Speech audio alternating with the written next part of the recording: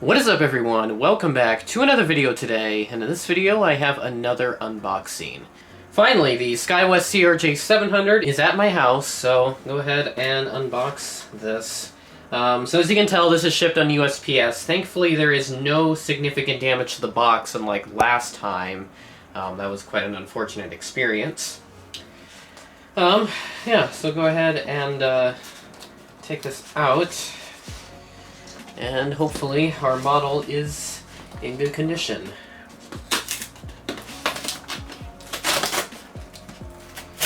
Okay. Alright. So very similar boxes to Illinois 1. I believe this is it right here. Tiny box as expected because this is a regional aircraft. And there we go. SkyWest CRJ-700. And there it is inside, so looks pretty good. Head up to the studio and we will unbox this. And here it is, the SkyWest CRJ-700 made by Gemini Jets. So this is going to work for me as an American Eagle plane because this exact example is operated for American Eagles, so that is a good thing. I would have preferred a full flavor American Eagle release, but I will definitely take this. Plus I kind of like the SkyWest livery. It looks pretty nice, and I've seen a couple of these before, but I don't think I've really gotten good captures of it. So inside, aircraft information, you know the drill at this point.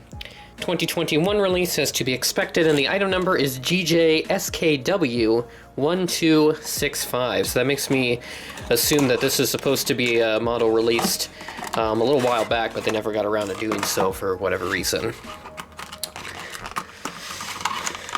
So, see if this is broken at all. It doesn't look like there's anything wrong with it. And there we go. Here is our...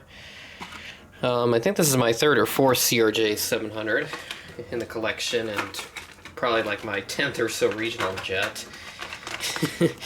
Looks pretty nice. And here it is in the flesh, the SkyWest CRJ-700.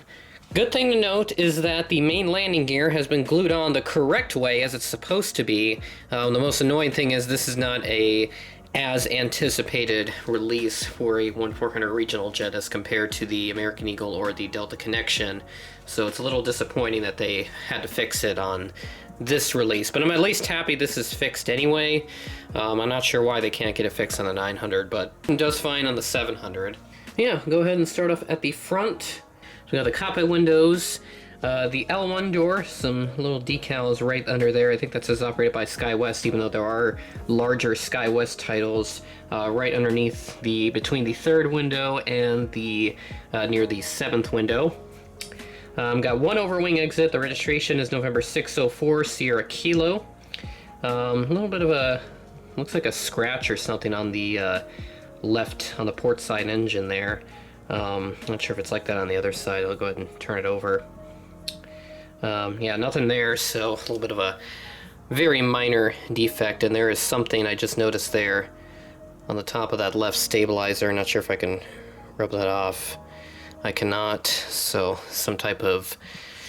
Let me get a better look at it here, hang on. Oh no, that's like paint chipping, I think. I think that's what that is. So if I can, he'll focus on there. You can kind of see it there. It looks like some of the paint has rubbed off. It's like a very tiny area, but it is noticeable.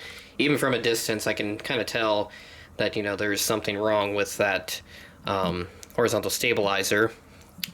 Let's take a look at the winglets. I know some people had some issues with how the winglet was painted on the Gemini stock image. So there is this winglet. Looks marginally okay, I would say. If it'll focus on it here. It's too busy on focusing on the fuselage. The starboard one looks okay. The port one, yeah, I guess it's fine. I mean, nothing too big. The horizontal stabilizers, they are still not really glued in at the correct angle because they still do angle downwards towards the tail instead of it being the opposite, upwards towards the tail and then down going away from the tail. So they still have that issue that has yet to be corrected. So hopefully when they do the next CRJ, they can fix that issue as well. But other than that, I have no complaints with this model. This is pretty good.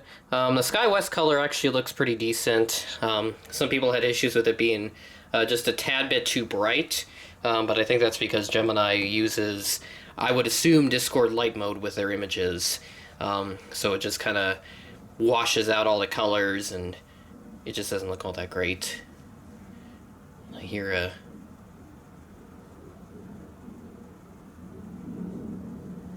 Yep. There they go again. Fighter jets back out. At least I presume that's them, but you never know these days. There's been tons of things coming in and out of this airport. It's ridiculous at this point, but yeah, overall, no complaints with this model, nothing broken, just a few minor paint defects that I don't really think will bother me too much after doing this review, but just kind of something that I noticed and wanted to point out. Jeez.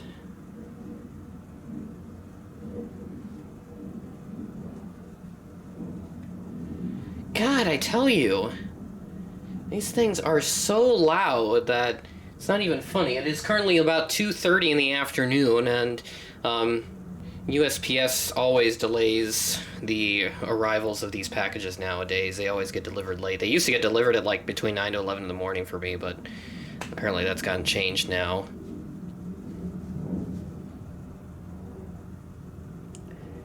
How many of these fighter jets are they sending out? Are they sending out the whole fleet, or what the heck are they doing?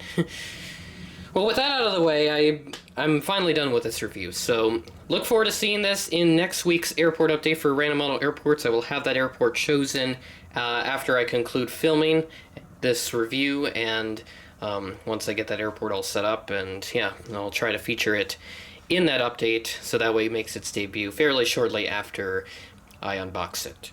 So with that being said, that is the end of the video. Thanks for watching, and I will catch you in the next one.